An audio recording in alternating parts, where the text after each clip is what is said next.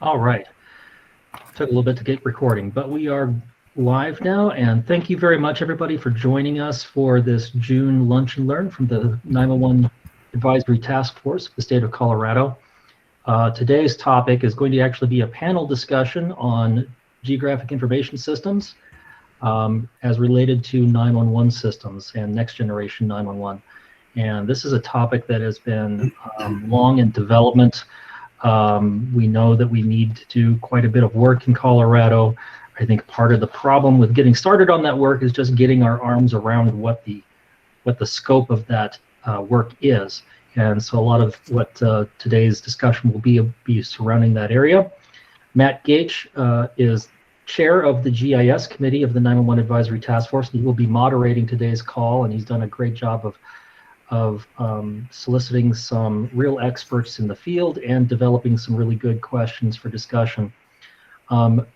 Just so everybody knows, we do have a lot of people on the call. If you have a question for the panelists, please raise your hand. Matt, I'll be watching for people to raise their hand and let you know so that you don't have to keep an eye on that. But please do use the raise hand feature at the bottom center of your screen so that we don't have a lot of people talking over each other, because we do have a lot of people on the call, as I said. Today's call is being recorded, and it will be available on the task force's YouTube page after the fact. And also be watching, because this is the first of two panels. There were actually too many topics, even with an hour and a half. There were too many topics to fit into one day's panel discussion. So we'll be doing another one later this year. As sort of a follow-up to this one, because this is a very important topic, as I said. And with that, I will turn it over to Matt. All right, welcome everyone. As Daryl mentioned, we have a great group of NG911 GIS panelists for you today. Each of these folks is quite a lengthy bio and very many accomplishments. I would encourage you to read their bios, and if you need to get in touch with them, their email addresses are also in the guide that was attached to the invite for today's Lunch and Learn. So rather than be Ben Stein style reading through their bios, I'd like to just introduce them with excerpts from their bios. So we'll start with Sandy Dyre, who is a public safety expert at Datamark. Sandy has been in public safety for over 20 years in various roles, from 911 dispatcher to 911 project manager with the State of Arizona 911 Program Office. Sandy co-chairs various NENA work groups and is an emergency number professional, ENP, and a certified public manager. Charles Van Hooose is a GIS sales engineer at Intrado. For the past 10 years, Charles has focused on 911 specific web GIS application development, deployment and support in the 911 public safety industry, and collaborative efforts at Intrado. The majority of his tenure at Intrado has been spent as a part of a team of GIS professionals, building solutions, managing projects, and developing procedures. Richard Kelly is Vice President for Geospatial Solutions at 911 Datamaster. Mr. Kelly has 25 years of public and private sector GIS experience, ranging from appraisal district and council of governments to senior GIS solutions engineer for leading CPE organizations. He continues to be involved with NENA standards setting work and serves as NENA's liaison to NSGIC and SGIC. He is also vice chair of the APCO SDC Technical Subcommittee. Mike King is Director of Fraud and Emergency Communications at ESRI, formerly known as ESRI. Before retirement in 2004, he served in every division of policing, retiring as Chief of Staff in the Utah Attorney General's Office. He was co-chair of the FBI's Violent Criminal Apprehension Program, VICAP, National Advisory Board, and director of UTAP, the Utah Criminal Tracking and Analysis Project. Next up, we have Deb Rozeboom. Deb is a project manager with GeoComm. In her 17-year career at GeoComm in public safety GIS, she has worked with countless cities and counties as well as state and federal government agencies to educate, plan, and construct project approaches to align with requirements and industry standards. Deb also contributes to shaping those standards through workgroup participation and leadership, which helps her stay current on evolving trends and technologies. And last but not least, we have Jeff Young, who is an account executive with One Spatial, managing public safety, Department of Transportation, and other state agency relationships across the Rocky Mountain region. Previously, Jeff was at Lizard Tech, a geospatial imaging company now known as Extensis, for over 10 years. Jeff has had positions in program management, business development, and consulting with several geospatial companies, including Leica Geosystems and Space Imaging. Something that caught my eye in Jeff's bio is that he refers to himself as a geographer, which is geography being dear to my heart. And with that, I think we'll just step right into the topics agenda. The first question for our panelists is, where and how does GIS factor into NG 911, from the local data providers to the core services? In other words, why does high quality, complete local GIS data matter for NG 911? Do we have a panelist who would like to start off with the first answer for this?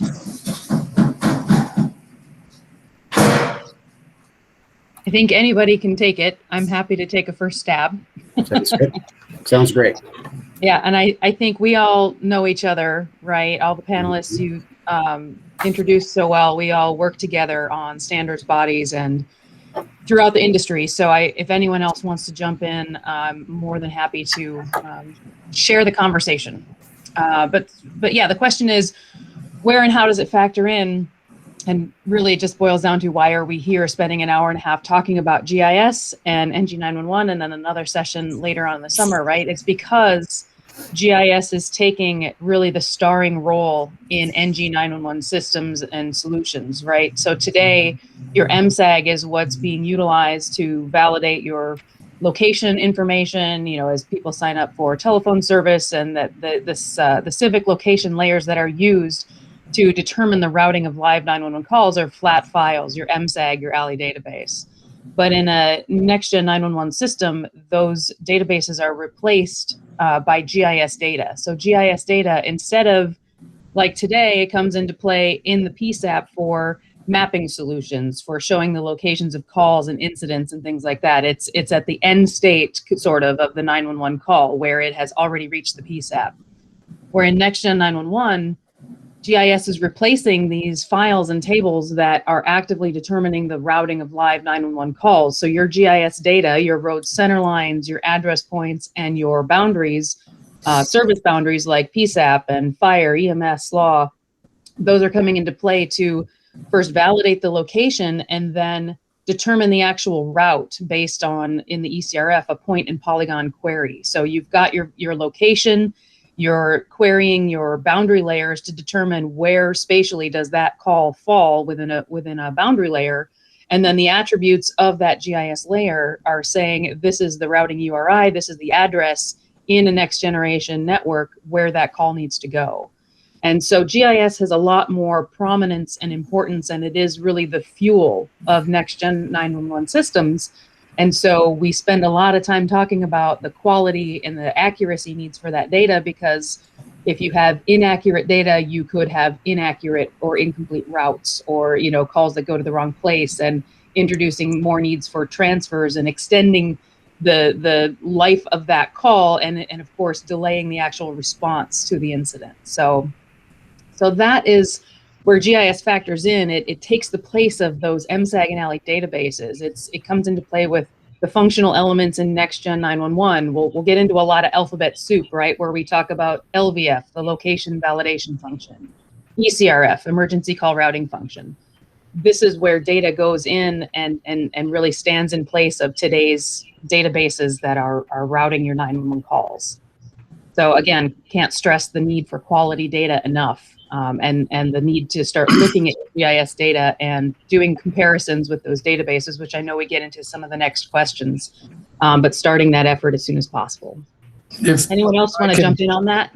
Yeah, yes, please. If I can comment, And thank you very much, Deb, for referencing data quality, because, you know, geospatial information systems have historically been static, and now they become very dynamic in terms of managing transactions and understanding precision of the content, accuracy, completeness, comparability, and representativeness for its intended purpose. But probably also more important and profound is the idea of understanding error. And error can be introduced as being spatial or positional. That's fairly obvious to the mapping community. Factual, where there may be an error in the way a street is named or represented or even placed. Or temporal, because there are changes, and particularly in metropolitan Denver, where you've got very dynamic changes in a population base and expanded responsibilities of responders of all types and kinds. So spatial data quality has a real impact as it relates to using GIS as a tool to sort through that. Thank you. Would any other panelists like to add to that? So Matt, this is Sandy Dyre with Datamark. The only thing I want to dovetail off of Deb's discussion, I think sometimes gets lost on us as public safety folks, because we're used to dealing with networks as a whole. So we're used to dealing with a voice network, and we're used to dealing to the IMSAG and the ALI database, right, which are traditionally tabular databases, right? What sometimes gets lost on us is the connection between our ESRI and the GIS, and the value that the GIS offers to the ESRI, right? So we can place an ESRI in place, and we can continue with traditional routing, and we're going to improve what we do. But it's really the communication mechanism between the GIS, those service boundaries. It's telling the ESRI what's my next hop, where's the right place to go, those types of communications that sometimes we don't realize that the GIS benefits us, right, in that larger deployment. So yes, your ESRI goes in place first, because we want to improve the way that we do call routing right from the get-go. But we sometimes don't realize how valuable the GIS then does, actually offers to enhance our ability to route those calls. Matt, this is Richard Kelly. If I could follow Sandy here. You bet, Richard. There's a couple points I want to make sure get passed on, and I've tried to make it a point to remind folks of this wherever I am at discussions and presentations, along with my colleagues, Deb and Sandy and the rest on the call, that what we're actually building in 911, besides being a general paradigm shift of what we've done with ALI and IMSAG going to GIS, is that we're actually using geographic information systems technology, the philosophy within the next generation world. So GIS, a composite of hardware, software, data, and the people making those decisions. In next generation, the point and polygon function that Deb pointed out, that's GIS. I mean, it's actually GIS application performing in the way it was designed to perform with the data it's provisioned, your data, local data, or data from your proxy. What's important to understand is that these NGCS systems, again, referencing Deb's notice on the point and polygon function, that's an unintended and automated process. So the data that's built and provisioned has to provide the instructions for call routing and responder determination. There's nobody there. There's not a call taker at that box that's buried in some hardened location. That software is going to use the data and everything you put into it to automatically make its determinations of where to send the call and who should go to that location before it goes anywhere else to somebody who can actually handle it through voice discussion. So we want to make sure that we, again, reinforce the concept that it's an automated system. It's true GIS functionality using local data, and the data you build, we'll get into this, will provide the instructions simply by the nature of how it's built and the attributes provided to each feature that fuels, to use Deb's metaphor, to fuel that engine that's the NGCS. Thank you, Matt.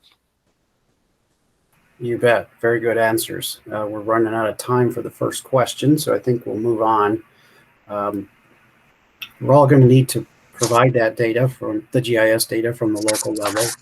The NINA I3 NG911 GIS data model standard is sort of the guide for that data.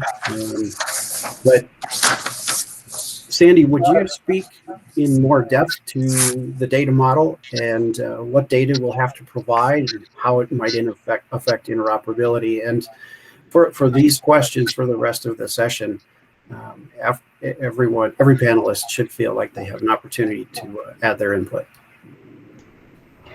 Well, so specifics on the data model, actually Deb and Richard have been on the GIS data standard, right? The GIS data model standard. So I'm not going to speak from on that actual working group. So I'm not going to speak from a standard point of view. What I would, because I want to defer back to those folks. I'm a very big proponent of getting your standards information from the folks that have helped to develop those standards, and Richard and Deb have. Having said that, what I want to remind everybody, no, I know that, so in my old role, yay, I got to stop saying old. In my previous roles, I'm telling you, it's aging me every time I say it. In my previous roles, part of what I found, like when I was an MSAG coordinator and I was a county coordinator, even at the state, when I was trying to pull together data to make 911 work, it was complicated. It was complicated because a lot of the partners that I worked with had the data I needed, but it wasn't in a way that I needed, and there wasn't an open communication about how what I was needing to support 911 they could actually offer me, right? And even before I left my county, I was working with my county on, because this was a simple problem I was running into. I had a 911 community, I had an MSAG community, which did not match the authoritative community for that actual address within the addressing authority database. And all I wanted was, could you add one more community name? Could you add one more so when folks reach out to my database or yours, they see consistency between the databases? The GIS data model affords that. Because of the granularity of the data model, because of how much we're actually able to populate within that data model, do you realize how many public safety business needs we can support? Do you realize how many other local business needs can be supported from a single data set just simply by adopting the more granular level? Now, I know that a lot of folks look at the data model and like, wow, that's just way too much information to consume. That's way too much information to manage.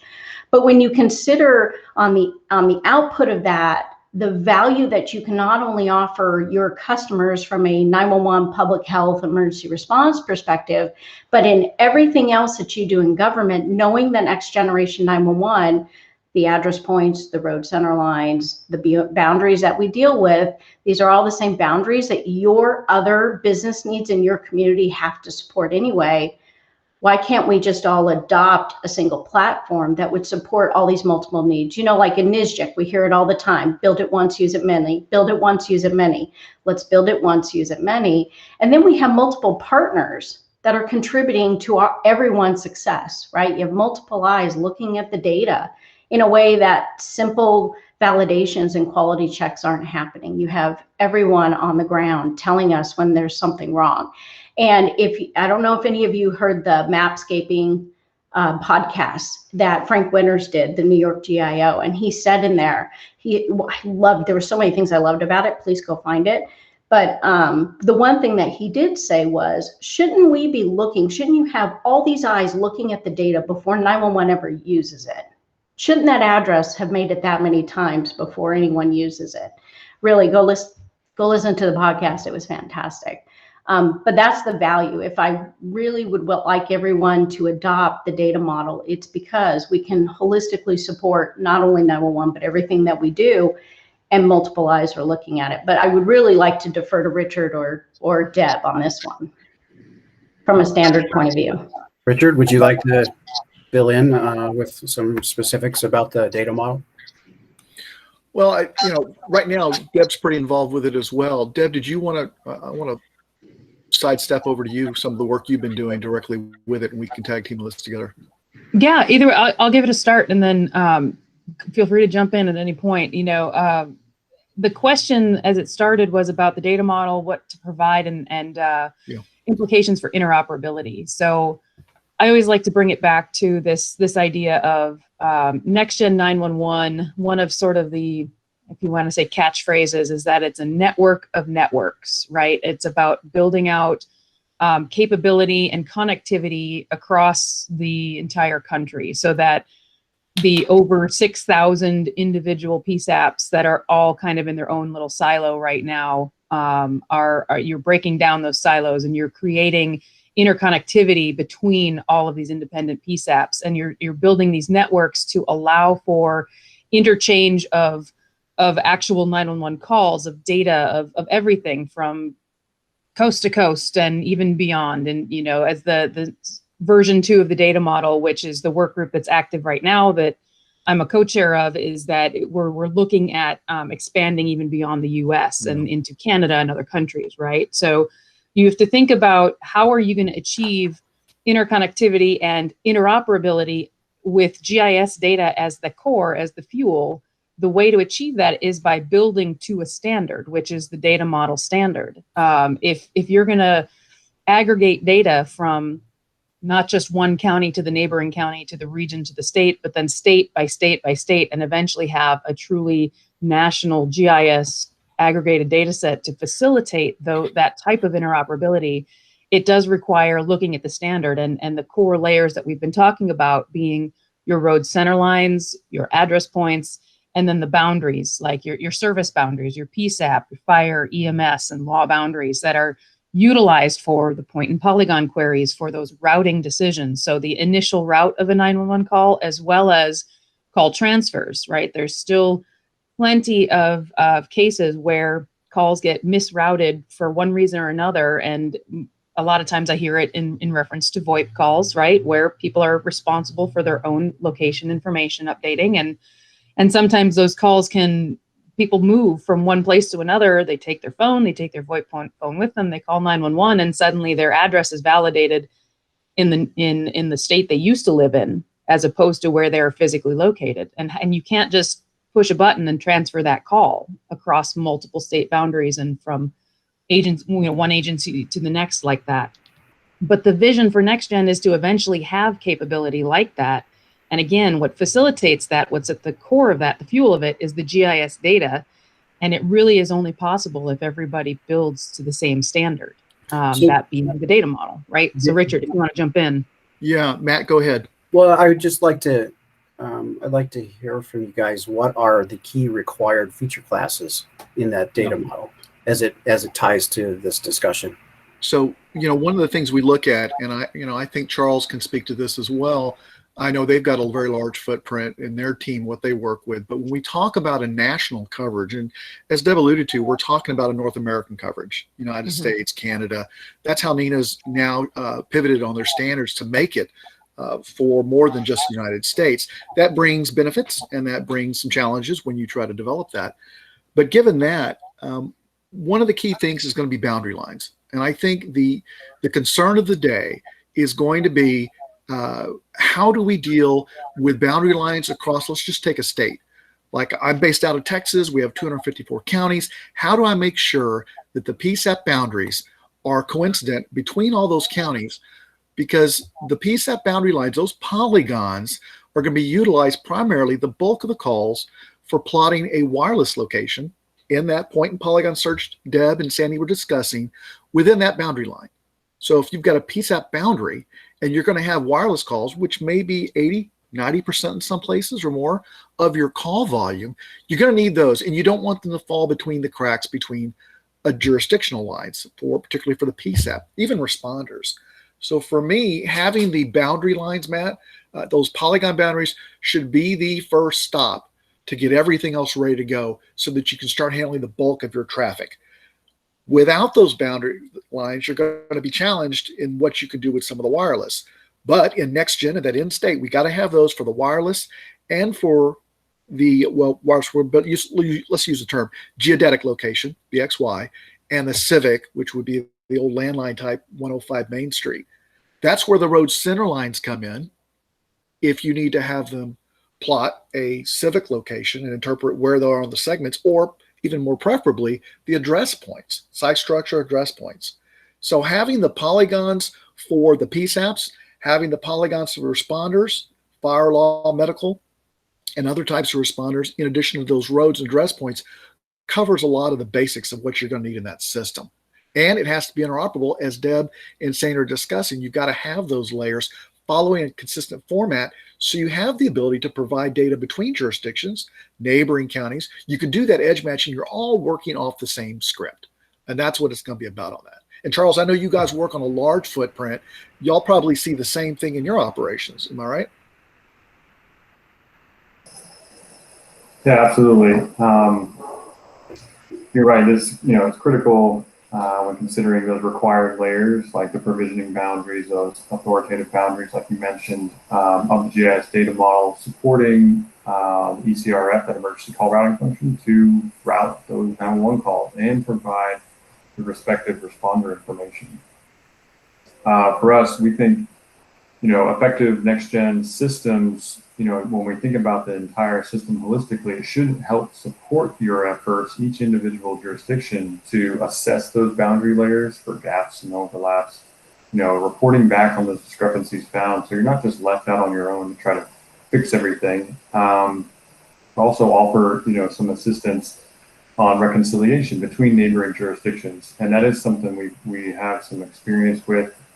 For example, in some instances, a vendor might build the provisioning boundary polygons when they don't exist, send them to the respective agencies for review. Those neighboring agencies might work together to modify those boundaries and then send them back to get incorporated into that master database. Another example is when the vendor might just coordinate between agencies who already have the necessary boundary layers in existence, and their role then might be just to advise and mediate on the best practices for editing those boundaries with the neighbors. So Charles, Intrado sort of does that mediation already today with respect to VoIP boundaries and perhaps wireless boundaries? Right. Okay, yeah.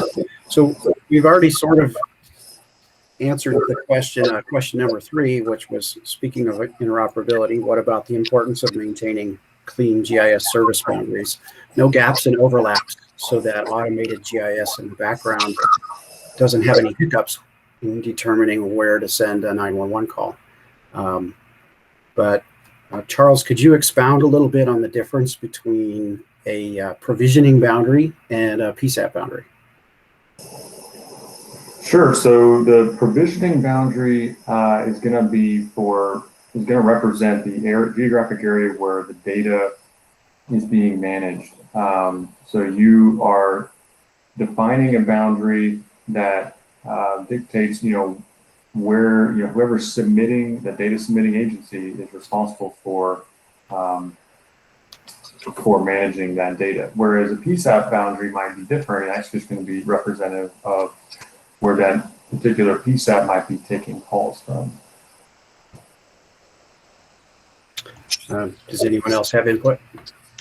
So Matt, I was just going to mention, so I don't know if we have any MSAG coordinators on the call, but kind of think of your provisioning boundaries. So the way the MSAG coordinator works today in a legacy environment is you have the ability to manage call routing, location information, everything within your MSAG coordinator boundary, right?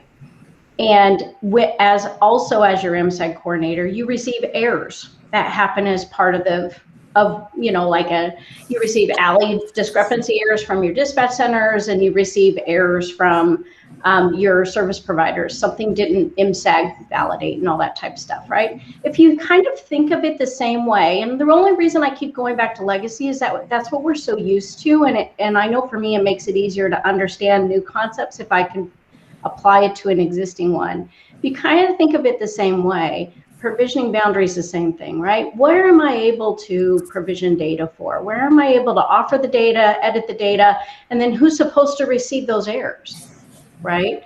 So, I mean, if you kind of consider it the same way as an MSAG, not saying it's an exact one-to-one, but it kind of fulfills the same purpose, then I guess it's easier to understand, right?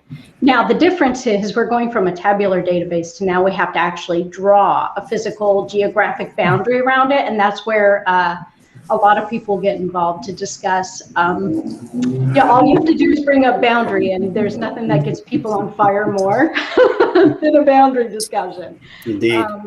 Yeah, and so that's generally, and coming from the role that I used to perform, that's generally how I see that boundary.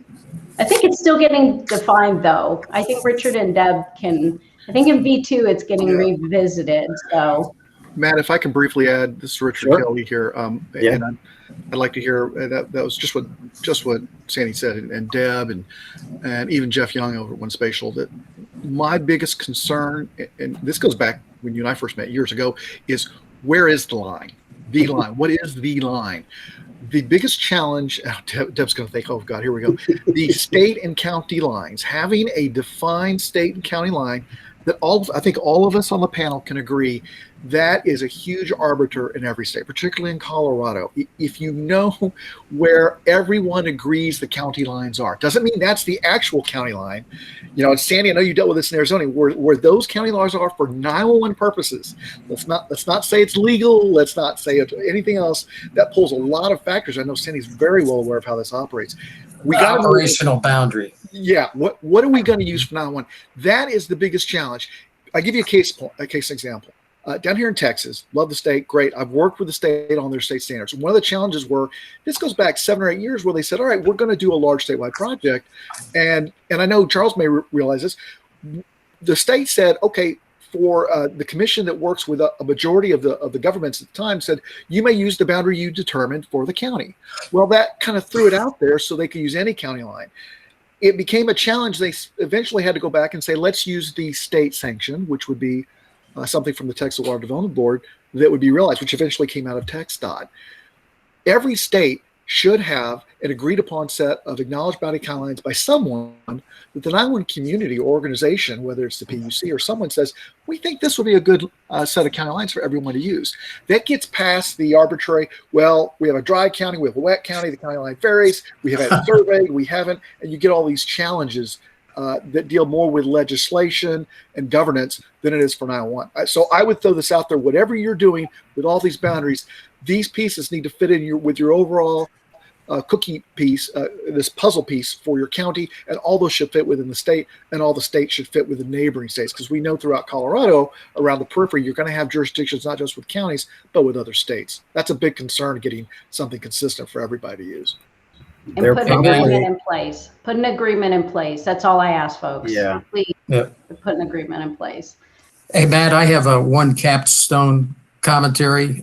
Sure. I recently listened to a session in New Mexico, and the GIO for New Mexico did send a letter to Secretary Buttigieg encouraging a national address data set. I think this is a grassroots effort that's coming through NISJIC. It doesn't necessarily trickle into 911, but it gets to that, we'll call it the North American framework or infrastructure related to addressing and standards. The problem is it takes a long time for that to trickle down to the city of Aurora or Montrose or Centennial. But anyway, there are policy activities underway. Thank you. Mm-hmm. Mike King, would you like to add anything to the topic? I'm just really enjoying listening to everyone. Okay. It's nice to see the panel together and how many people you have here. I guess the biggest thing that I am coming up with as I listen is, number one, there's no question that standardization is the key to success. And it's very difficult in a country like the United States. Globally, we can see countries coming together that even are less advanced than we are, but they're coming together much better when it comes to 911 capabilities, because a centralized group is managing how that's going to work across the country. Mm-hmm. With 6,000 plus players and many more in reality, standardization has to be adopted first and foremost.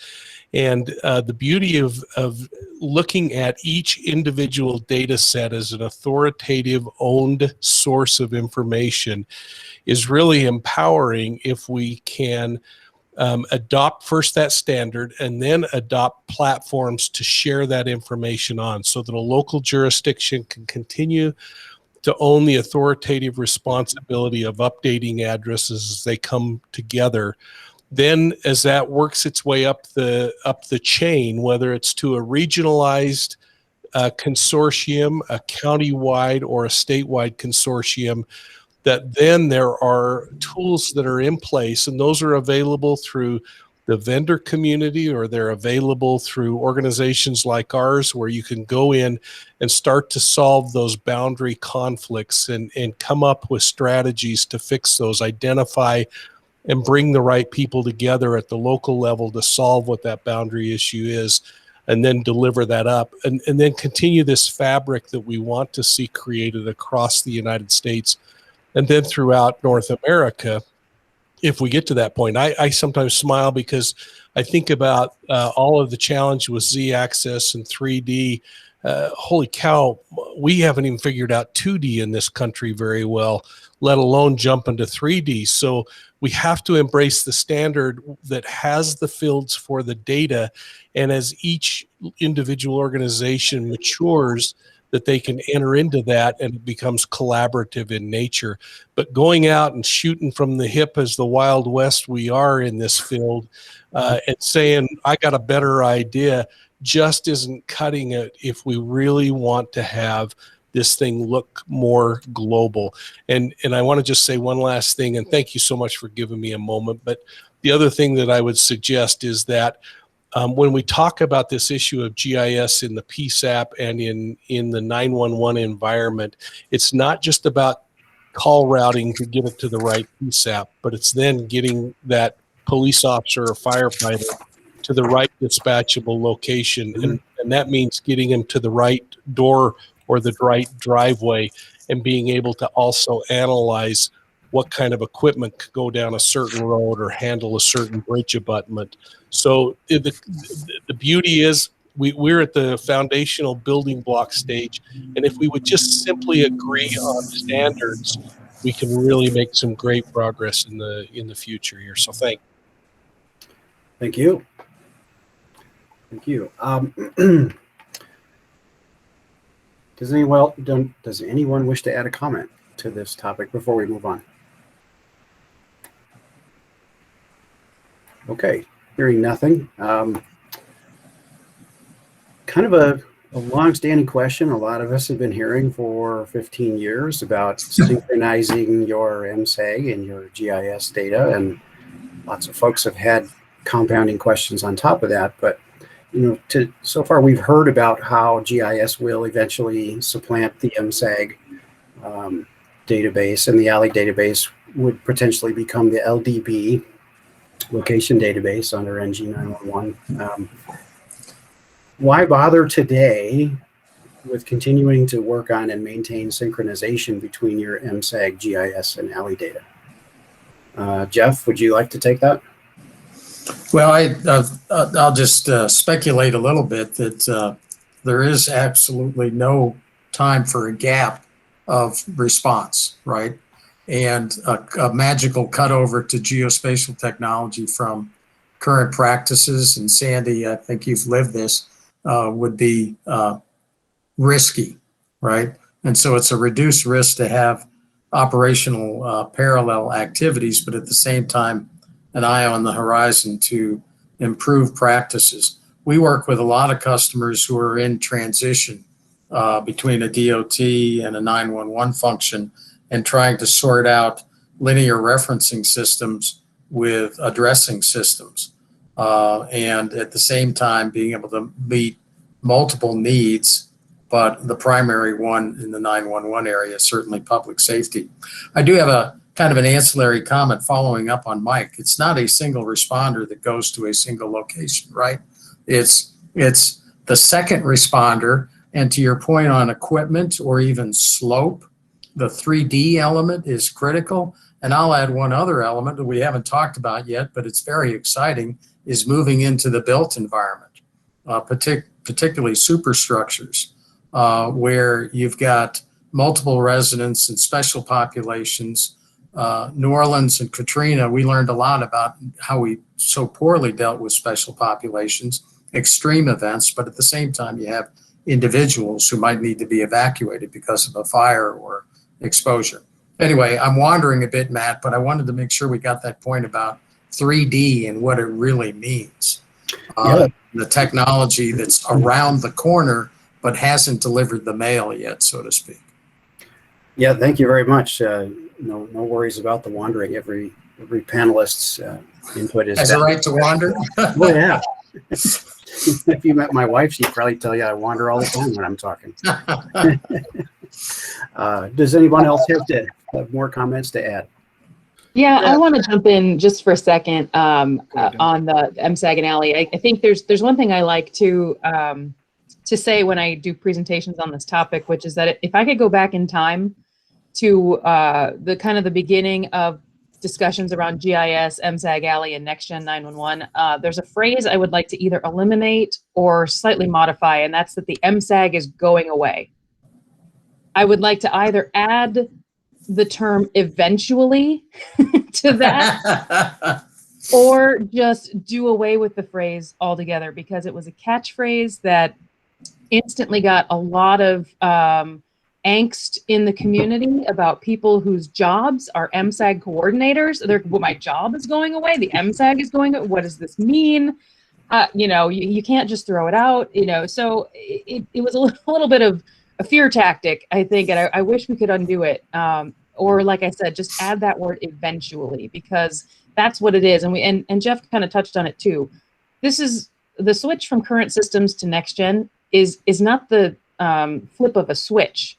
It's not an instantaneous thing. You have to prepare and you have to get ready for a period of transition from current systems to next generation 911 systems. And in that transition, and understanding that GIS is replacing these databases, of course you want to prepare them to replace the databases that are being used today. And so think about it, if you have never taken your ALI database, which is, for those that don't completely know what an ALI database is, it's all of your telephone records, right? It's all of the landline locations that represent a potential 911 call. It is completely controlled by the MSAG today, right? There's a process by which there's an MSAG validation process by which you sign up for service and ensure that your address is 100% MSAG valid. But if you were to take that ALI database and do a simple geocode against your road center line, how high of a match rate do you think you'd have? If your answer is anything but 100%, then you just have to understand that every 10%, 20%, 30%, if you only have a 70% match rate, then 30% of your potential 911 landline calls would not route correctly. They wouldn't find a home in your GIS data. They wouldn't know where to route that call. They couldn't validate a location. They wouldn't know where to do a point and polygon query. They wouldn't know where to route that call. So if you focus on the actual, ALI database representation of every potential 911 call and start looking at that synchronization and then correcting those discrepancies. And you don't necessarily, if the error is in the ALI, and the ALI is controlled by the MSAG, then you modify your MSAG, and that change flows over and updates your ALI database, and everything becomes, synchronized and happy, so that when the time comes that next generation, they're ready to flip that switch, truly flip it, and your GIS data is now actively routing your calls, you have done everything in your power, everything to make that transition as smooth as possible. And so it's not that it's not a waste of time. It's the opposite of a waste of time to do these comparisons and to synchronize those databases and prepare so that there's no lost or orphaned numbers in that transition from current systems to next gen. So that's my 2 cents. Yeah, Matt, if I can, I would like to follow up on Deb. This is Richard Kelly again. The word synchronization, I think it behooves us to be clear about what we're talking about. NENA provided an informational document in 2009. It's 76501 or 71501, sorry. And that document itself, as an informational document, it's not a standard, it's not requirements, stipulated how to do that synchronization process, where you take an ALI database, for example, and you take your GIS address points and you clean both of them up. Then you run a compare between the two. The document outlines how to do it, let's say with ArcGIS out of the box. And then once you do that, how you mitigate the problems by reconciling, cleaning up both interactively together. You're doing your data remediation. Then after you do that, you make sure you keep in sync. The synchronization, the word synchronization, typically gets used saying, okay, does my alley cover my address points? Does, or vice versa? Does my MSAG, is it covered appropriately by road center lines? What Deb is talking about. Synchronizing, as that informational document stipulates, is that it's really an iterative process of correcting the traditional alley MSAG information and the GIS at the same time while you're working with both, because they'll be transitioning. So the question is, what is the value in doing that work, and how much time do you put in it, as opposed to working with just your GIS data, which, as Deb eloquently said, is what a lot of folks have done. I get down to the fact that we're accountable and responsible for providing data and services in new ways that are as good or better as NENA stipulates in all of its documentation standards. And Sandy knows what I mean by this. That's in those standards. You're supposed to do that with every new standard and every new document that you're providing guidance on how to do that. So it really behooves us, when we say synchronization, when we're doing comparisons, that we're really meeting what's described in these documents by understanding what's in them. And it's of note, the last point is, in the 71501, it has a lot of comments in there about what's realistic to expect out of this process. And one of the lines that's fascinating to me is, you're never going to have a 100% match between alley and MSAG and your address points row center lines, because they're two different databases built for two different purposes by different people, and you're going to have things in both. You're going to have alleys and driveways in your road center lines, and at the same time, you're going to have shell records in some of your traditional data that are not going to be matched in GIS. So it takes a degree of understanding. I think everybody on this panel understands that. When we've had to do compares and do matches, that's a reality. But everyone on this call should be aware that there's some caveats when you're doing what's called synchronization. You can't see my air quotes, but I'm doing that for Deb. Well, and let me expand on what Richard's saying, though, because what's not being covered, unless you're doing it completely in your alley to GIS comparisons, and I purposely leave MSAG out, and that's for another discussion someday when you want to sit and ask me why, right? Being a seasoned MSAG coordinator there, I took gold out of it. Seasoned. Look, the reality is, at the end of the day, there are two things we have to validate about every 911 call. Is the location accurate, and am I routing it to the right place? You have to check both. If the location isn't any good, but I routed it to the right place, woohoo, but I don't know where you're at, so I'm delaying response, right? If I have a good location, but I sent it to the wrong place, okay, good, I have a good location, but you sent it to the wrong place, I'm delaying response. So when you're doing these checks, it's going to be important not just to check, is my address good, is my community good, but am I routing it to the right place? Please don't forget there's an ESN, an emergency service number, tied to every address. And that emergency service number is generally tied to an emergency service zone, the geographic area of what PSAP am I even sending this call to. So really, when you're looking at it, please don't leave off that really important concept of what we need 911 to do is route it to the right place so we can get help. The other thing I want to qualify is we keep talking about, well, 80% of calls are wireless, so why are we even having to do this knowing it's the smallest amount of our calls?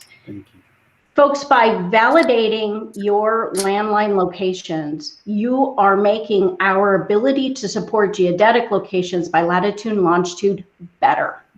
Right. You're finding more streets. You're making sure that that address point and that road center line are sitting in the right boundaries. So when that latitude and longitude hits, it's doing the right thing. So please don't ignore these traditional civic locations. I currently co-chair a new working group, because that's why I'm old.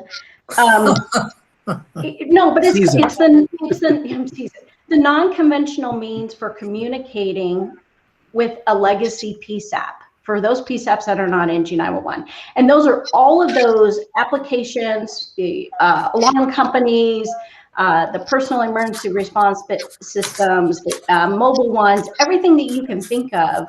And those connections to the 911 center. And part of the discussions with that have already been from a use case point of view, is that these alarm calls are hitting the 911, the traditional 911 trunks. They're coming in with a latitude and longitude, and PSAPs are having, once they receive the call, to take that latitude and longitude and geocode it to a physical address, because this is actually an address to a physical address, this latitude and longitude, but no physical address is popping up, right? So as you improve your data for NG911, you are improving what you're going to support today in your 911 center. And I stress this, folks, there's rarely an opportunity that you are going to plan for the future that you are going to benefit today. So this is jumping into your GIS and getting it ready. It's probably the best thing you can do for your 911 center. It truly, truly is. And this is a plug. I need more 911 folks on the working group. I've got a lot of providers. They've been really fantastic, from alarm companies to app developers and everything. But I really do need more PSAP folks. So please get a hold of me. I'll show you how to sign up for that work group. Thank you. I'm sorry. Charles, Jeff, Mike, Matt. Fantastic. So we are running a little short on time for our last question, so I'd like to move on to that. But one thing I'd like to punctuate this last discussion with is your local GIS data good enough for life safety, right? Like one of our vendors likes to say a lot, public safety grade GIS. We need that today, not just in getting ready for NG911.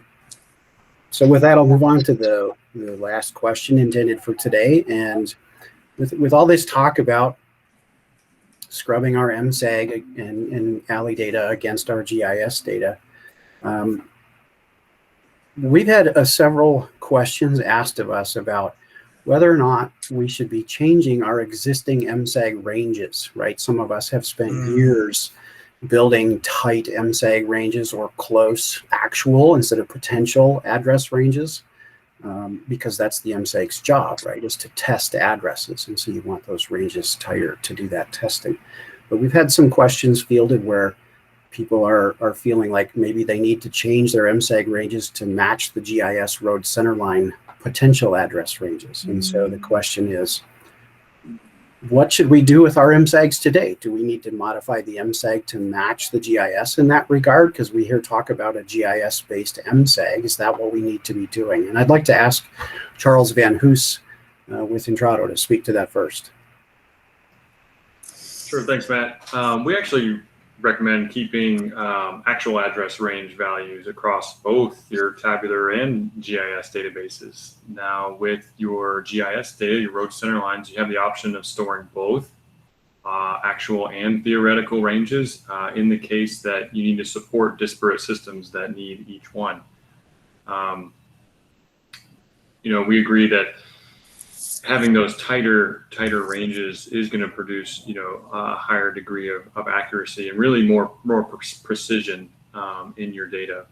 But again, kind of that this really builds on the last question, right? Is that like most aspects of next generation 911, the move from tabular to GIS will not happen for everyone all at once. The transition will take place in like measured steps over time, until each agency is really confident in the accuracy and the completeness of its database, its GIS database. And the relevant carriers are ready to support geospatial call routing, right? There's a lot of moving pieces.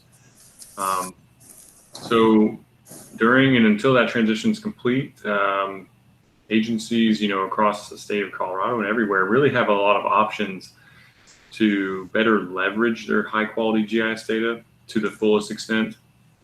And that could be to become the driver of the existing systems used for 911 call routing. What am I talking about? That's that active synchronization between GIS, MSAG, and ALI.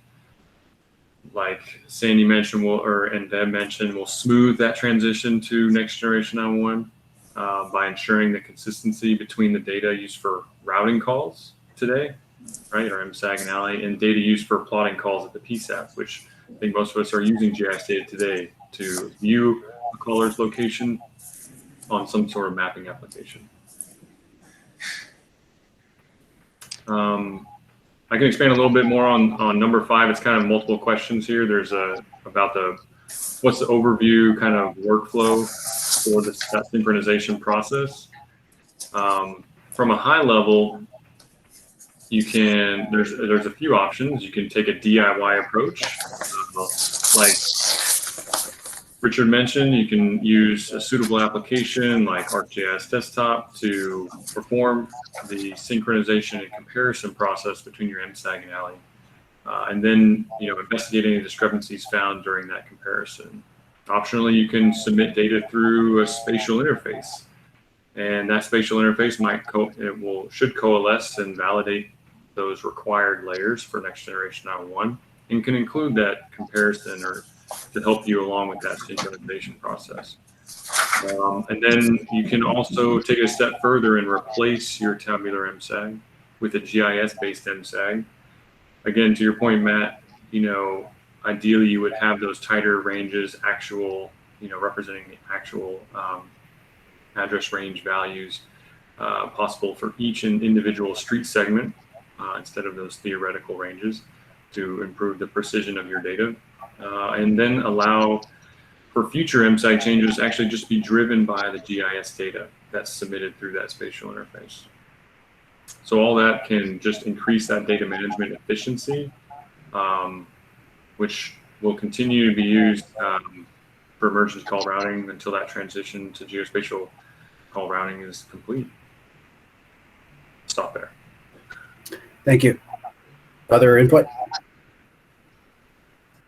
I'll just say real quick that this is the topic in and of itself that could easily be an entire workshop, right? On how to handle ranges, how to build ranges into your data, how to build ranges in your MSAG, how to synchronize between the two. Let's look at it from an addressing authority perspective and assigning new addresses as people build houses, and how do your ranges need to be there. Let's look at where your address points are and where a geocode to an address point might differ from a geocode to a centerline range. You could go on for probably days, especially Deb, basically a maintenance transition is what you're saying. Yeah. I mean, you and I and Sandy, all of us here, Charles, we're all talking about that transition. Just what you said. Yeah. I think that's awesome. If there was a maintenance today and tomorrow in a transition that kind of blends all that together and would settle people. I think you're dead on with that. And I just want to emphasize again what we've talked about before is that, and I think Sandy, you kind of touched on it too, that you want, when you're talking about synchronization, and maybe others may have other opinions, but you really want to look at the alley. You want to think about the alley, the actual telephone numbers, the actual potential locations needing to be validated and routed in the system, and look at your match rate that way. And then if you find discrepancies or issues, you can modify your MSAG entries, because the MSAG controls the alley. But don't think so much on the highs and lows of the MSAG and having to spend an inordinate amount of time synchronizing your highs and lows with your GIS centerline ranges, because they're probably just never going to match, and they don't need to. You need to think about your road centerline attributes being the new home for validating individual addresses in the form of your telephone subscribers, your landline communication service providers. So I would focus on the alley. And honest, and I thank you, because you know me, MSAG. There are easy ways to solve MSAG, right? But what folks, one of the things that hasn't been mentioned, which I'm mostly concerned about, is that a lot of times with these comparisons, the problem is not the MSAG and the problem is not the GIS. The problem is the actual address on the alley. And so don't go make any changes until you actually know that's a good address. Did I get a hold of the addressing authority? Did they verify that this is a good address? Or you're modifying your MSAG and you're modifying your GIS to erroneous information. So start at the heart of it, which is why I always start with alley. That and MSAG, yuck. Well, and then your MSAG is just a vehicle for correcting your alley, right, Sandy? That's and that's where actual ranges comes in, right? Because when you're using those theoretical ranges, you're allowing how many potential errors to get into your 911 system, because your range is huge and that's the only way to validate. But by narrowing it down, going back to what Charles had offered, then you're saying, okay, well, some errors can still get in here, but not as many if I used a theoretical range. Now, I mean, GIS, I'm not recommending you go and revamp all your GIS, right? Don't do that. But there is some value to thinking through, why do I do what I do? And what is the business need I'm supporting? Yeah, Sandy, while you were speaking, I wrote down the word apply common sense, right? Yeah. Because so many times Right. people get so close to the technology that common sense doesn't prevail. There is a lot of convergence of technologies out there that go well beyond what is the forum today, but I'll say to the audience that it is encouraging. This is a very long view. The first addressing was apparently in Paris in the 15th century. So we've come a long way since then. And in the last 50 years, the American Planning Association issued a planning advisory on how to address in 1950. So it's still new. And, there's a lot of great technology before us. One course I took when I was in college that I loved, Arizona State, spatial analysis of administrative boundaries. That was an entire semester. And so maybe that's what all we're doing is a spatial analysis of administrative values, point and polygon and everything that goes with it. And there are a lot of geographic fundamentals. And yes, I'm a geographer. And it was Reg Gottlieb who published something called the Conceptual Framework for Facilitating Geospatial Thinking. You need to read this. I'm going to recommend all you practitioners read this if you haven't already, because he introduced terms like between, clustered, connected, far, near. And when you're talking to somebody on the phone after that 911 call, Sandy, I imagine people would say, well, I'm near the gas station. Well, what does that mean? Right? And how, to Mike's point, how do you get a responder there? And the cleanliness of it. Anyway, great fun. Thank you very much, Matt. And I think you wanted the audience to have an opportunity to interact. So we originally slotted about an hour for topics and general discussion, and then we'll get into some more questions. But before we do that, one question that's been asked of me several times by GIS people when they hear about this is, hey, all my existing address ranges are potential. Do I need to add another set of attributes for actuals based on spatial clusters? And what are your recommendations from the panelists for that, for those GIS folks? For NG 911, sorry.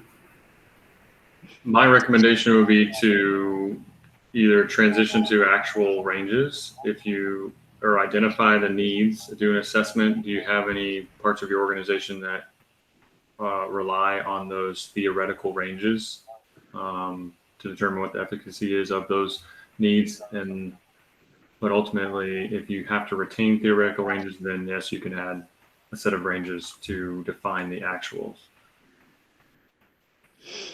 I guess from my experience, what we found is actually a hybrid model in your GIS data, where it may be that in your built up urban areas, your block ranges, instead of your 100 to 199, you have the 100 to 129 that it actually is, for your actual address ranges, so that a geocode would actually hit along the right portion of the center line and the right position in front of the house.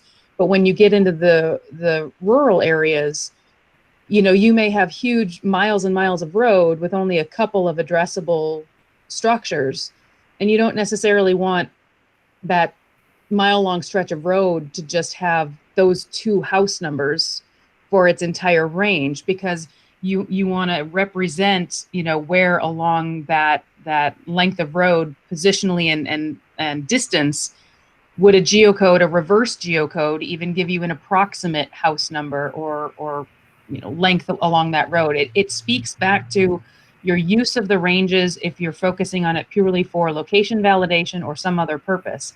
From an addressing authority perspective, again, in the rural areas, if somebody were to subdivide a parcel and now you need to assign a new address to a structure or a smaller parcel that's, this end of the road, you would want to know what range is applied to the length of the road so that you could have adequate spacing for assigning that house number. If your distance is some sort of interval, like 1,000 addresses on a mile, and so you know your house numbers are meant to increase at a specific lengthwise interval, you would want to have that entire potential range built into that segment so that you could accurately assign an address. So I realize you want a black and white, like one answer or another direction on this, but honestly, I found that a lot of success is made in the hybrid model, where maybe in your urban areas it's a lot tighter to the actual structures that are built on pieces of road that are fully developed, and in more rural, less developed areas, you have that more potential of numbers that speaks to the assignment of growth and building, and maybe even whole subdivisions that are going to go into that new subdivided parcel. So I don't know if that's complicated matters for you or helped the situation, but I just wanted to add that perspective. I think it's great. Do we have further input? The only thing I'd like to say is that when you remember what the role is for a road center line in a next generation 911 solution, is to be able to validate that location and recommend routing when you don't have an address point. So please make sure that when you are working with your address points, that you also try to geocode your road center line, and that you're making sure that you're routing to the same place. You may find that adjustments in your road center line have to happen just simply because of the routing mechanism that goes with it. So when we talk about next generation 911, it's not just the completeness of that data layer, but the completeness of the data layers as they communicate with each other. That single location, as it drills down through your GIS, should be going yes, yes, yes, yes, yes. When it hits a no, we need to look at it and find out why it's a no. Could be a real no, right? Don't let perfect be the enemy of what successes we can find, right? But I really want to caution you that sometimes you're going to have a theoretical, it's going to be fine. Sometimes you're going to have a real one that will work out great. Neither of those are going to work if your address point is plotting in one place and routing one, and your road center line geocode is sending it somewhere else. So make sure you're comparing all of those factors when you're doing it. Thank you. Anyone else?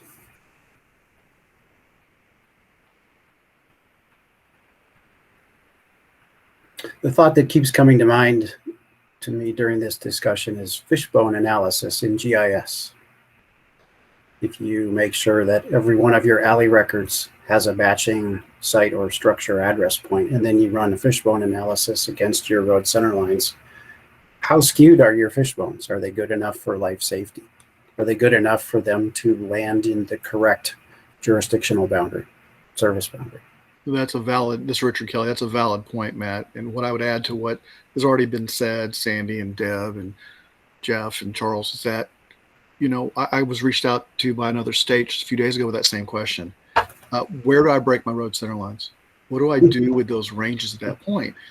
And what I replied to them with, it really kind of depends part on software and part what you're aiming at, because you can't sit there and break the road every 50 feet if it's crossing some kind of a line.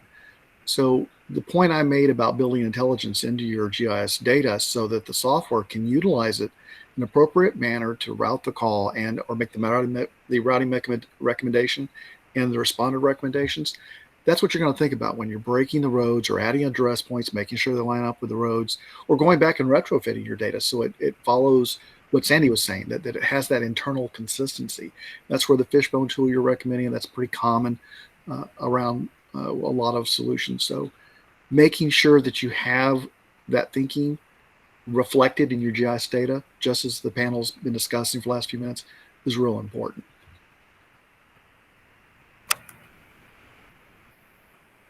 I just want to add one thing, and that is that the panel represents part of a bigger community of professionals who do this day in and day out. And folks should feel empowered that they can reach out for help. And there may be some who will allow you to purchase the vehicle and get the keys and just turn it on, and you've got a solution that works for you. Others may work for you midstream in there. There are tools available for those who are do-it-yourselfers and want to do this thing. But the idea is keep going back to what the standard is. And if you believe that a standard is for the benefit of the community nationally, then stick to the standard and don't put too much crazy personality into it, but just kind of follow the rules that have been established. And then as we come together on all of this, it's going to work a lot better. The ultimate goal from the guy that speaks GIS every day is that we get to the point that it is just right down to the point, the dot on the map, and that you're able to get people there, and that we have these. I'm kind of in agreement with Sandy. I don't know that I see the MSAG going away. I see us just getting better at figuring out how to collaborate. And I think sometimes we want to make our next strategy a financial decision that we're going to be able to get rid of this workflow to do this workflow. And I just don't know that that's going to happen quickly. Very good. Very good. Additional input? I don't want to speak too much, but I do want to tie into what Mike was saying. We're in a huge nexus or junction point in how 911 has operated and will operate.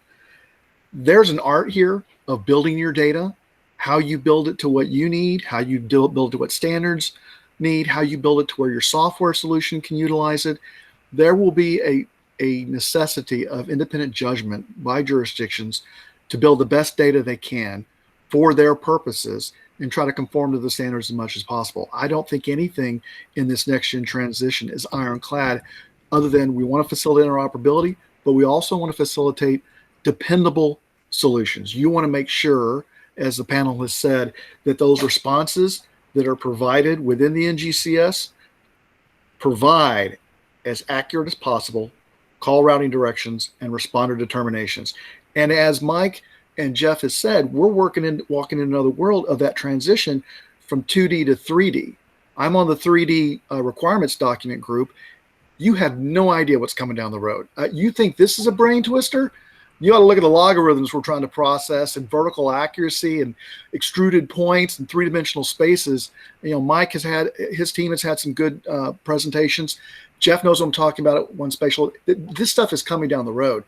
And this may be here sooner than later as the FCC mandates utilizing Z-value. And I'm sure Deb and Sandy and the rest of the team have seen these notifications coming out just this week. So you got a lot of fun store for everybody building GIS data. I hate that phrase, job security. It's more like job lockup. You're going to be locked in the dungeon of GIS for the rest of your career. But bear in mind, we not only have to provide for the data, but we also have to provide solutions that will weather the changes. Standards, the one thing that you can standardize needed to do is change. Changes are standardized. It's always changing. So you have to keep up with it. And the last thing I would put for Sandy and Deb particularly, we've got, I think, 3 major GIS documents coming out for public review in the next few weeks and months. There is the GIS data model, version 2. Some of your co-chairs are here. That's got significant changes. You have the GIS data stewardship on how to handle and build road center lines and responder polygons. That's a critical one. And we have the 3D GIS data requirements document, all 100+ pages, which is going to be icing on top of that cake. I would stress strongly to everyone on this call, participant or panel, that when those documents come out for public review, that is your chance to read them, provide input, and again, stressing what Sandy said, to participate in the process before these things fall upon you in the state of Colorado and by your governments, and you'll have to contend with them at some point. So please, that's my plea on behalf of the NENA side. That's a lot of work by a lot of volunteers at NENA, or with members of NENA, for sure.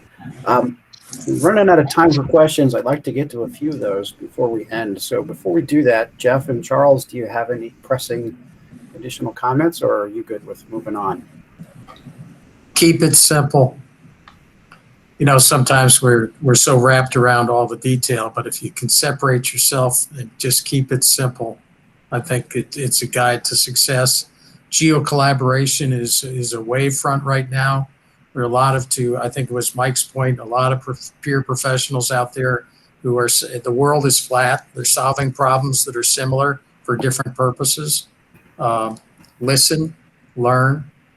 I like to think of myself as a lifetime learner, and I'm sure I'm older than Sandy.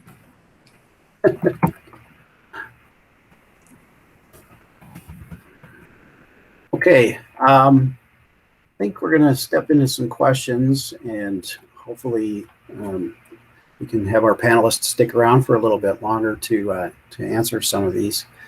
I think the first question that I would like to bring up is from Bill Keever, looking for some free advice. Oh yeah, great. We'll be transitioning from 110,000 address points to 181,000 address points with address units, as in sub-addresses.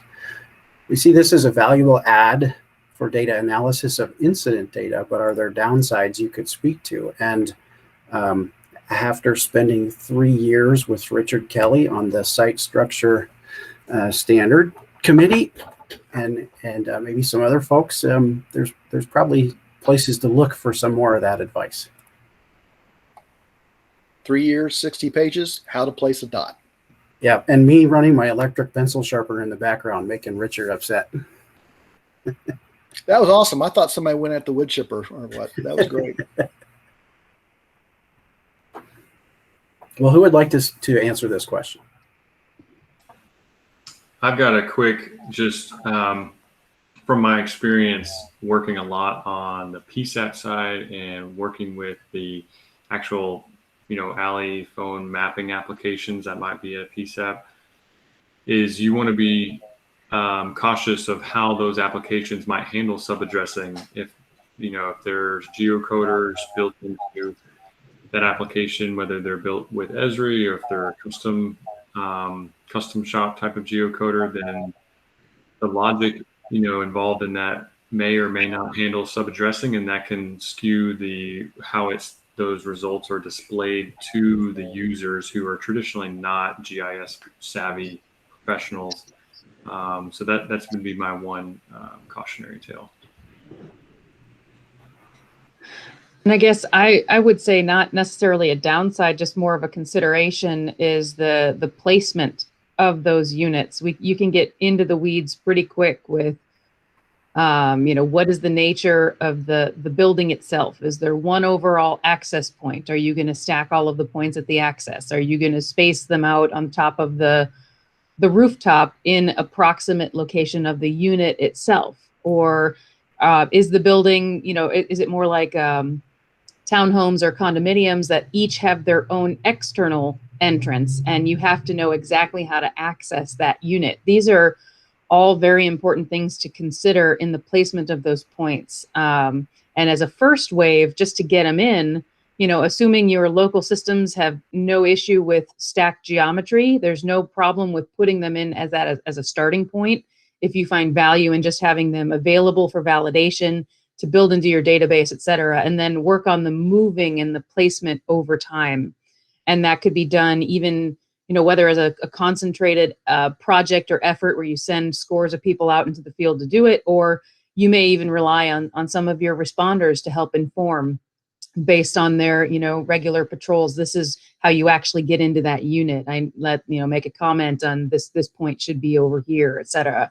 So I just give some careful thought into the placement of those points, and then how a call taker or dispatcher is going to interpret that and potentially be giving direction on how to access a building based on the spatial placement of a point. Do you want it to give that type of information and capability, or is it more for analytics and just having the data available at the start so that you can validate the incident and thus do all of your other analytics based off of a valid location? So that's just not a negative, just a awareness or a consideration as you're building those points in.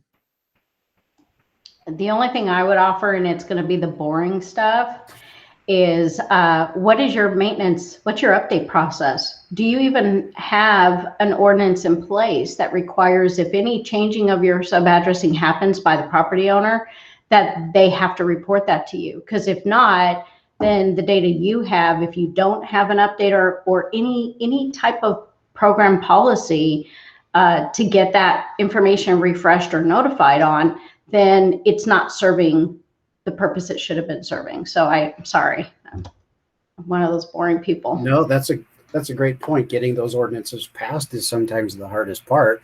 and second after that would be, for lack of a better word, in getting people to adhere to them. But that's a great point. Do we have other input?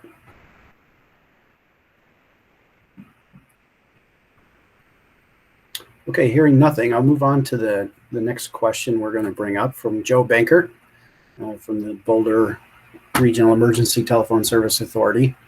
Joe asks, isn't comparing MSAG to geospatial routing accuracy apples to oranges, since geospatial will require point-based GIS instead of center lines?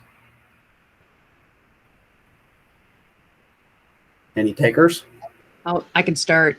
Okay. And then I'll keep it short because I don't want to dominate the conversation. But I say, you from and not targeting you, the asker, but you being a GIS data provider, you may have a beautifully built out, highly accurate and current address point database.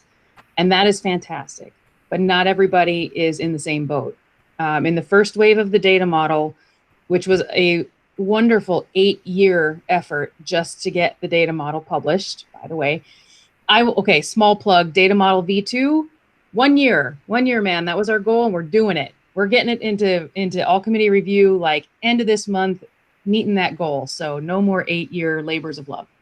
So in the first data model, at the very end, at the last minute kind of, suddenly address points, which had been a strongly recommended layer, got promoted up to required, with the caveat that they are not required to be complete in order to be compliant with the data model, because there's a common understanding that the presence and accuracy and currency of an address point layer is going to vary widely throughout the country. It's a much more detailed and cumbersome build, and not always, it wasn't a core layer in the earliest versions of public safety mapping, PSAT mapping applications. So eventually, yes, points would be great if everybody had points, and points could be relied upon for every location validation. But the reality is the center lines are sort of treated, they can be thought of as a fallback for the points. And you have to have a range available so that if your point does not exist, it hasn't gotten into the data set yet, but there's a 911 call there and you need to be able to validate that location. Your ranges are a secondary fallback use for validating those locations in the circumstance that a point does not exist. If anyone else wants to jump on that too. Yeah, please do. The notion of best available data, at some point you can't build the perfect model. So in the meantime, you just got to work with what you have. BAD, best available data.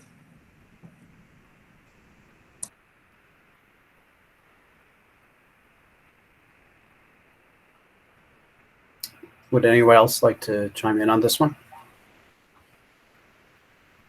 Well, just Richard, to follow up on what Jeff just said, best available data is the reality of what we're going to do. And I would follow up with what he said, and I wouldn't stress too much about it. I mean, let's face it, you're building GIS data, you're using it for all kinds of purposes, map displays, whatever your government needs it for.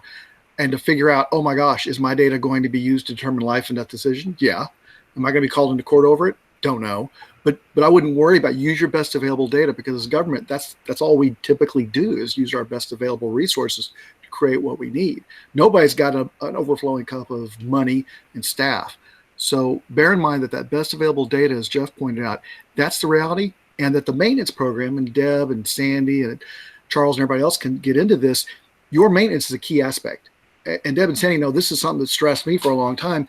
Wait till we start getting discrepancy reports. Once you start using your data and those reports come in, and Alice opens her email the first day on a Monday after our deployment went out Friday, and you started to insert your new GIS data, and she gets 1,200 potential error reports of default routing or something, you got to look up these different potential problems, why they didn't route automatically.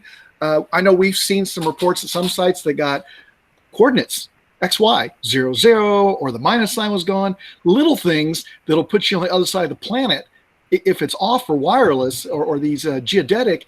And then on the Civic, you may get partial. You may get 105 M or something else. You're going to have legacy challenges in the system, ghosts in the machine. Stuff is going to come in, and you're going to have to play detective, put your Sherlock Holmes hat Homeless analyst knows who that is, and you'll have to go figure that out. I mean, it's the reality of what we're going to be doing. But discrepancy reports are your friend and your bane. It's the reality. But again, I second what Jeff said. Don't kill yourself. Get the best you can do, but be prepared to follow up with good maintenance practices. Richard, would you come back for our August GIS panel and dive into NG 911 GIS discrepancy reports? That's one of our next topics for the as long as some of my colleagues here on the call can join me, because Sammy's got lumps from Arizona, and I know Deb's she can get all into it. The rest of the team too. I mean, everybody knows. I mean, Charles can tell you, oh my gosh, inequities in data. Where do I start? I mean, just the reality of very large scale database holdings will tell you we're going to have fun with this. I look at it as fun. I was just thinking Ghost in the Machine that's a movie I'd watch, I think. So Charles, what is your take on that from Intrado's perspective? Yeah, so I kind of answer in line there in the meeting chat, but what I interpreted Mr. Benkert's question to be was kind of about our discussion today, right? Questions 4 and 5 were about the MSAG and GIS and ALIC, synchronization. And so I tried to, kind of just reinforce during our discussion that the MSAG is used for routing 911 calls today.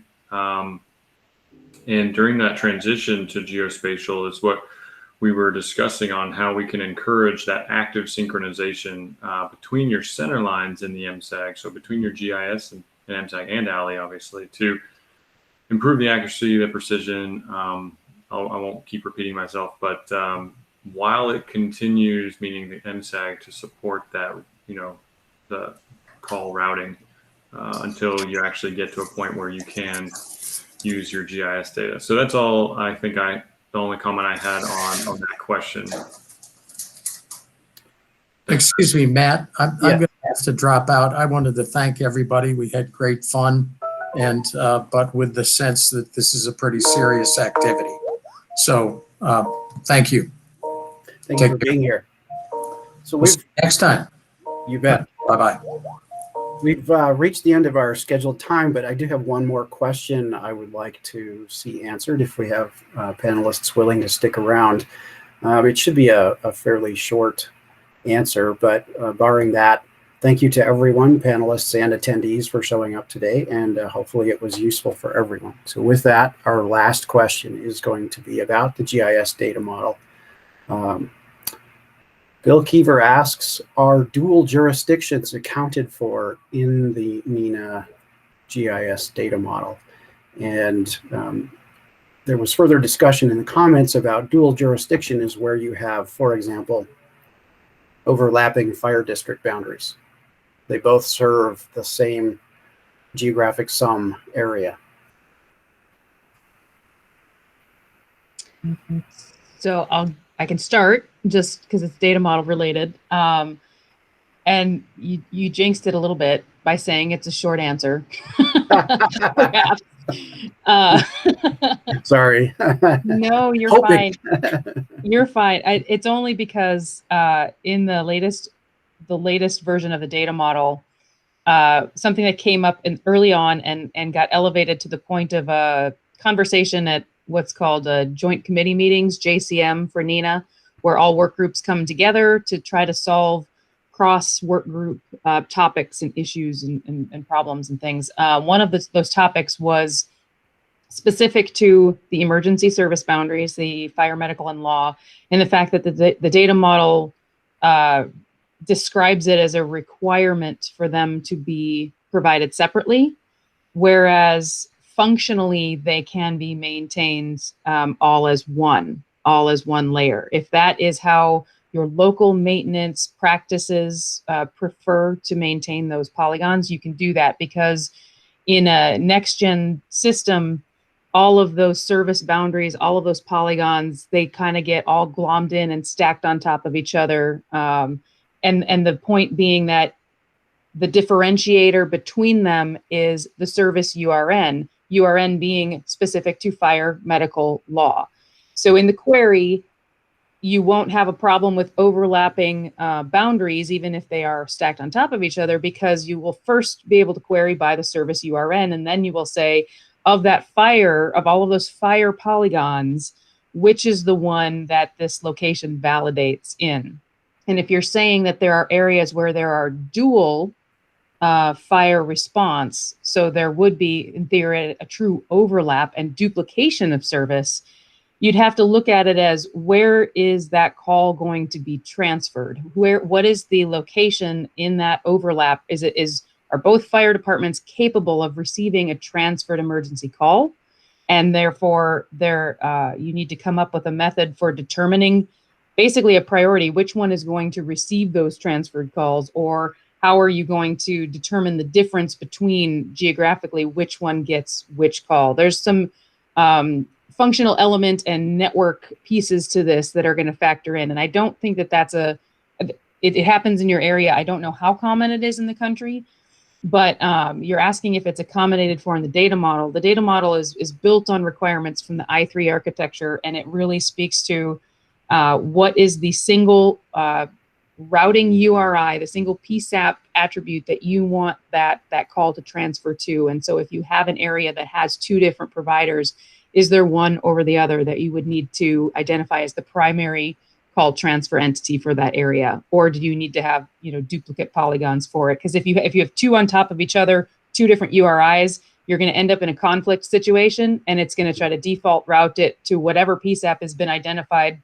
to take all default routed 911 calls, and you'll just end up in a call transfer situation. Sandy, looks like you're going to jump in. Yeah. Oh my gosh, we deal with this so much in Arizona. Oh my God, it's painful. So at the end of the day, PSAP, no gaps, no overlaps. You need to come to, your PSAP has to be in agreement, right? Fire, EMS, those are problematic. And we have a lot of scenarios. And I'm going to give, again, the boring answer of, you're going to have to get together and work with each other and realize that there are limitations. Now, it's been mentioned to me that some solutions have an algorithm that says, oh, we can randomly choose with your overlaps. If they have that, ask what that means, right? Ask what it means, and then you understand what the implications are going to be for your 911 call. Could it be that you could build a whole stack of policy routing rules, maybe, right? I mean, maybe that's the solution. Right now, we don't know what it is. And to go back to what Richard was saying, this is a machine-to-machine interface. There's no human going, I wonder what I should do with this, or I think I want to change my mind. Because that's not going to happen as part of your 911 call. Let's talk about it before the 911 call even happens and see where you may have either, I know in Arizona, it's a policy thing. It's the way it's done. Do we need to look at the way it's done and maybe change the process? Should we not allow overlaps in those boundaries any longer, right? Or sometimes it's handshake agreements that have been around forever, but nobody really formally put an agreement in place. And maybe now's the time for that agreement, specifically because we need to know who's going to go and who's not going to go, right? Let's move the handshakes out of there, whatever the case may be. But this may be more of a policy programmatic talking with your neighbor than it is really a data problem, to be honest with you.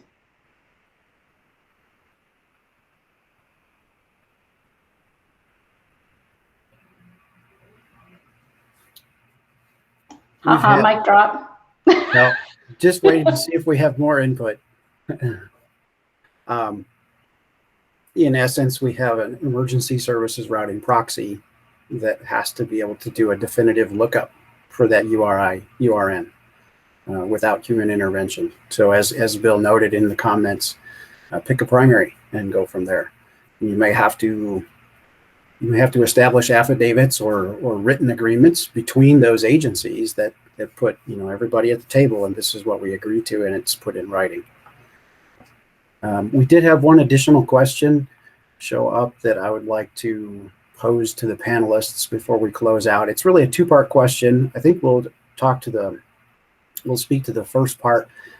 Troy Forbes, the second question you asked is probably something that should be directed more towards your local 911 authority board regarding Buckley Air Force Base. But I think your first question is very valid for our discussion. How accurate is the future of caller location for routing?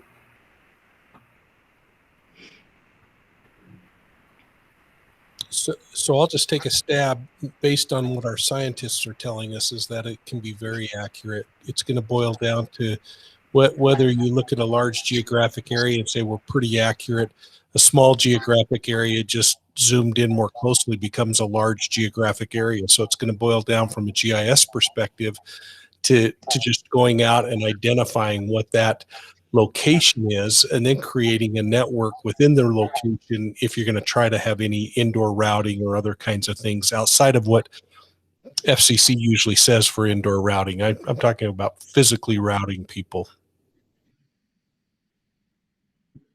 And I'll say that there's been discussion for years about being able to route a 911 call based on a wireless location accuracy from this thing in your hand, right? Device-based accuracy for routing of calls.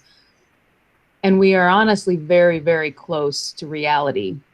It's been talked about forever, and people to the point of you're sort of crying wolf, right? I've heard that before, and when is it ever going to happen? But honestly, there are tests and trials and movement on that front that mean that it is much closer of a reality than it has been in the past. and I feel like, as devices themselves improve their location accuracy, all of it speaks to the improvement of being able to tap into and use that location for the routing of the call. But with the caveat that, of course, there's always the person that is in love with their little Nokia brick of a phone from 1995 that has no capability to provide a GPS signal and route a call. So there's always these legacy provisions that are going to be around that have to come into play for the routing of calls. But thankfully that's the minority. The majority of calls are, as Richard stated, could be 80-90% of all 911 calls are wireless, and the accuracy of wireless devices is improving exponentially every day in every version of every phone. So and the reality of being able to tap into that to actually route a call as is just closer and closer every day as well. So I have two thoughts on this, Matt. When I started, we didn't have 911.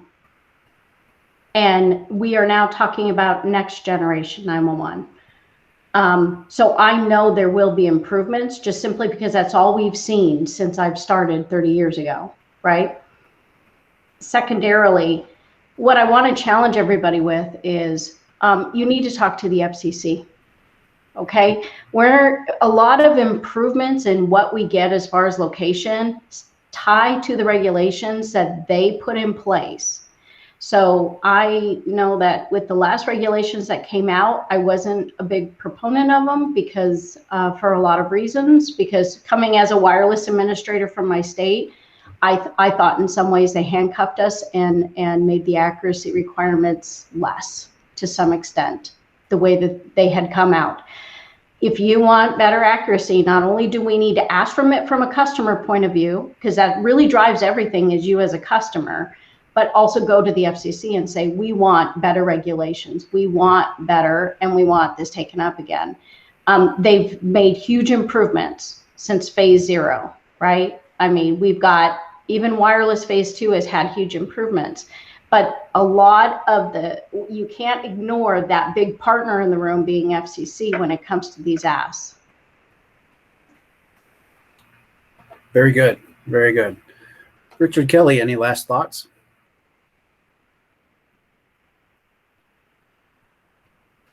No, I think we've covered a lot of ground today. Again, I think there's a lot of change. The two words I would add onto this for people to think about is in the future, not only we got to deal with the building of data and the maintenance of data and troubleshooting data, but also data security. You know, every day we're dealing with the necessity of backing up our systems, hardening them against external intrusion. One of the biggest factors of data, we talked about the automation of data, having it making the decisions for us. There's a huge trend towards having data in the cloud, having remotely accessed information. We need to make provisions for when we lose that connectivity and we lose access to that data. How does that detrimentally affect what we do at the local PSAP level? Do we have sufficient backups being performed by knowledgeable people of our data? What's our recovery process and policy for getting the data restored? What happens when somebody goes, oops, and uploads 245,000 address points with the same address and overwrites the previous one? Where's our undo button? Those kinds of things are happening now. I know because I've dealt with those situations, and I think we need to be aware that while that's not strictly confined to building and managing data, it's an ancillary and important part of it. And typically, the only person who's going to know how to restore or fix or deal with these things is the person who can spell GSI. So, if somebody reaches out to you for that, the elected official or your PSAT person, you need to know, yeah, I'm your GIS person, and help them out. That's just, I think everybody on the panel can agree that that's something that's on the periphery, but we should always keep in mind while we're building and managing our data. How do we protect it and be able to restore it? Thank you, Richard. Charles, last at bat. I just want to thank you, Matt, for putting this together. This was a lot of fun. I really enjoyed hearing from everyone on the panel and look forward to doing this again. Agreed. Thank you all Definitely. for being here. Yeah, thank you very much. It's been a great panel. Some very good questions from our audience, and thank you to the attendees. Daryl and I are sort of working on another one of these. GIS panel number 2, tentatively set for the middle of August. So we'd like to invite all of you back for that. Hopefully you can make it to our second panel. And with that, I think I'll turn it back over to Daryl to finish out the session.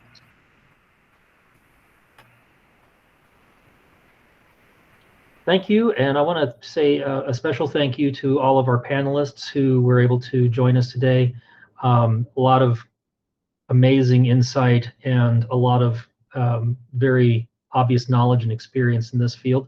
And as I mentioned earlier, this is one of 2 panels that we will be having on this topic, so be watching for that in the future.